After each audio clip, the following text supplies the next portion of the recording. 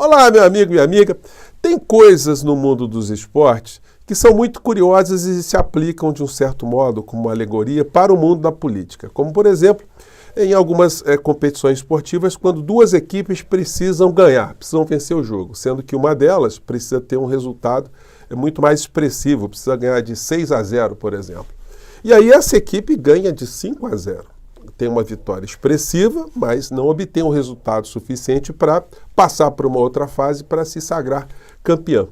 É o que está acontecendo, de um certo modo, quando a gente analisa os resultados na política aqui no nosso país. Se, por um lado, um conjunto de partidos progressistas, humanistas, de esquerda, não tem muito o que comemorar, porque alguns até tiveram derrotas muito expressivas em relação à sua legenda, outros tiveram alguma melhora, embora tímida, como foi o caso do PT.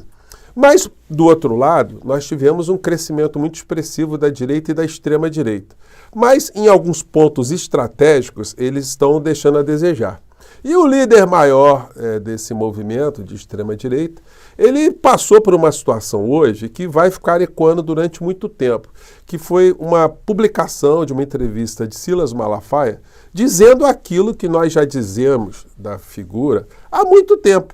Só que vindo de uma pessoa da direita, uma espécie de guru de Bolsonaro, isso tem um peso muito distinto. E eu vou conversar com vocês sobre o que está acontecendo e, se você não leu a entrevista, que é muito longa, eu separei só os vocábulos, as palavras que Silas Malafaia destinou a seu pupilo, ao seu seguidor máximo. Antes de entrar aqui nos temas, quero convidar você que está chegando agora ao nosso portal e ainda não nos conhecia, para que, em primeiro lugar, você se inscreva aqui conosco e conheça também os nossos outros vídeos. Se você gostar, compartilhe, recomende. E nunca se esqueça de dar o seu joinha, o seu comentário, que são muito preciosos aqui no nosso portal. E, se puder, venha também para o nosso clube de membros. Você aqui é muito bem-vindo e muito bem-vindo. Gente, vamos aqui com uma situação interessante, Aqui no Rio de Janeiro, não foi só o Bolsonaro, não. O clã Bolsonaro tomou uma surra gigantesca, exceto a figura do Carluxo, que não poderia ser diferente, ele foi o vereador mais votado. Mas a família toda se empenhou na campanha de ramagem. Esse delegado da Polícia Federal, esse delegado muito estranho, que é um delegado que não viu crime ali no entorno do clã Bolsonaro e da própria figura do inelegível, ou seja, um delegado meio míope, para dizer o mínimo, para não dizer compromissado com coisas, no mínimo, incorretas, ou imorais e ilegítimas.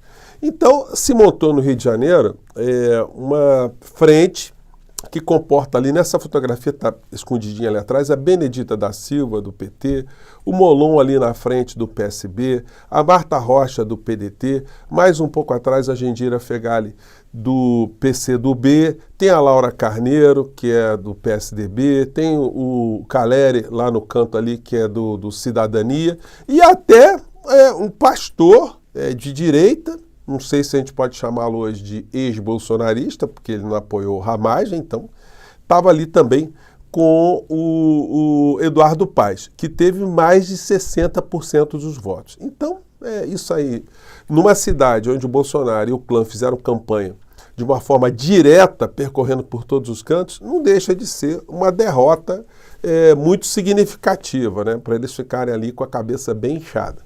Bom, e aí, partindo de um ponto da vigarice bolsonarista para outro, a notícia de hoje é: defesa de Marçal diz à Justiça Eleitoral que foi divulgação, que a divulgação de laudo falso contra Boulos foi livre manifestação do pensamento. Ô fofinho, o do boné, não vai dar certo não, tá? O senhor vai ser cassado, o senhor vai ser tornado inelegível. Porque o senhor cometeu crimes de monta muito superior ao, por exemplo, a que acarretou a cassação do deputado Francisquini, que foi o primeiro que puxou a fila em relação à propagação de fake news, de mentiras. O senhor fez uma mentira cabeluda contra o Boulos, e isso vai lhe custar aí uma inelegibilidade por 8 anos, e isso aí não tem como escapar. Eu tenho certeza absoluta que a campanha do Boulos, o Boulos, eles não vão deixar isso barato. Eles vão entrar com processo, vai ter... de um certo modo, o país precisa ter antídotos a esse tipo de criminoso, porque se essa figura ficar impune, todo processo eleitoral aqui no nosso país está sujeito a acontecer uma coisa como essa. Em todos os níveis você tem vigaristas na última hora lançando bombas nucleares em relação à credibilidade de alguma coisa, ou pessoa, partido ou candidatura, e se dá bem no final da história, mesmo que não seja para proteger interesse próprio, né? A pessoa pode fazer isso para beneficiar uma outra candidatura. Então as repercussões disso têm que ser muito duras. Então o senhor Pablito aí, ele vai entrar pelo cano. A matéria aqui do TSE, da época, diz que deputado Francisquini é caçado por propagar desinformação contra a urna eletrônica. Então ele está meio enrolado agora. No Correio do Brasil tem essa matéria. Derrotado nas urnas, Marçal enfrenta processos em série. Então nós teremos notícias em breve dessa criatura aí. Daí a gente chega aqui à entrevista que o Malafaia concedeu, que tem uma coletânea de vocábulos e de expressões que eu separei aqui no meu bloco de anotações aqui. A entrevista foi concedida a Mônica Bergamo e foi publicada hoje. O título é: Malafaia diz que Bolsonaro é covarde e omisso e questiona: que porcaria de líder é esse? Pastor afirma que dubiedade de ex-presidente nas eleições de São Paulo e de Curitiba foi uma vergonha. O que ele está dizendo aí? Que o Bolsonaro é um mau caráter, né? É um mau caráter, é uma pessoa que tem duas caras, a pessoa que é ambígua, né? A pessoa que não tem firmeza. E ele faz o contraponto com o Tarcísio de Freitas, a quem ele está nomeando agora como uma espécie de novo líder dele, até porque ele sabe que Bolsonaro será preso no final dessa história e não irá recuperar a sua elegibilidade. Então, a disputa pelo espólio está muito grande. Mas percebam aqui algumas expressões que foram usadas aqui na entrevista do Silas Malafaia. Ele disse que Bolsonaro é covarde, omisso, que porcaria de líder é esse, chorão, porque em dado momento ele disse que ligou para o Bolsonaro quando estavam algumas figuras sendo presas ao redor dele, que ele ficou 5 minutos chorando ao telefone e não quis nem abrir o vídeo para o Silas Malafaia não ver a cara do chorão. Só quando ele conseguiu se refazer um pouco, foi que ele se apresentou ali para a figura do Silas Malafaia. Que ele é uma pessoa muito preocupada com as redes sociais e, portanto, ele não tem opinião própria, ele vai seguindo ali pelo que está. Ele é inconfiável, duas caras, que os filhos de Bolsonaro também são omissos, confuso, depressivo, ele errou, que ele não pode mostrar as conversas que ele teve com Bolsonaro. Vocês imaginem só, o Silas Malafaia escondendo conversa que ele teve com Bolsonaro. Que conversa é essa, hein, pastor?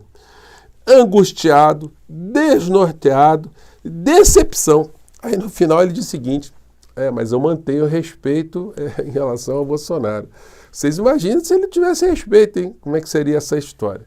Então, tudo isso que nós estamos vendo hoje aqui no Brasil mostram que nem tudo são flores também para o campo dos extremistas da extrema-direita, embora os resultados práticos ainda sejam esses aqui que a gente vê. Ó. No campo da política real, da vereança, por exemplo, em várias cidades do Brasil, o desempenho da direita e da extrema-direita foi muito bom. O desempenho foi muito satisfatório.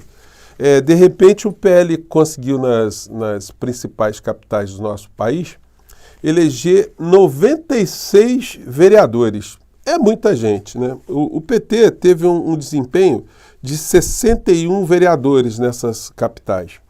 Né? Então, a percepção de que o campo progressista ainda precisa fazer muitas coisas e precisa, de fato, ter um embate, uma disputa no campo da política, isso aí é irrefutável, né?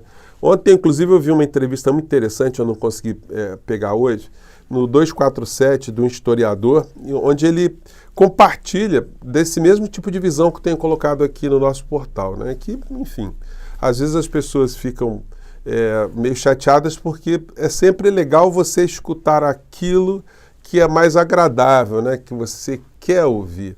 E muitas vezes é muito melhor você escutar a verdade, porque a verdade vai lhe permitir ter uma visão crítica de algumas coisas do que caminhar no mundo da ilusão. Mas, ilusões à parte, hoje a grande verdade que ficou exposta é aquilo que eu comecei dizendo para vocês aqui no começo do nosso encontro de hoje, né? Que a figura do inelegível é uma figura das mais abjetas enquanto ser humano e, sobretudo, enquanto uma espécie de líder político. Não é por outra razão que o seu espólio já está sendo disputado. Bom, gente, eu estou preparando aqui para vocês, eu vou informar em breve, estou editando aqui uma entrevista, que a entrevista foi muito longa, que eu fiz fora do nosso país, lá no México, com um professor, um sociólogo com mais de 30 livros, professor Hans Dietrich, que escreveu livros com Noam Chomsky, que me recebeu no apartamento dele, e ele faz uma leitura muito legal. Ele tem 30 livros especializados ali em política da América Latina, conhece muito o Brasil, e ele falou coisas espetaculares, mas aí eu estou colocando a legenda aí, em breve vou compartilhar com vocês, porque olha, vale a pena a gente saber que existe vida inteligente além de coisas que nós estamos enxergando aqui no nosso país, né? Eu fico por aqui, gente, mais uma vez, um grande abraço, eu espero vocês mais tarde e o cabeção do inelegível deve estar inchado hoje, né? Um grande abraço, tchau!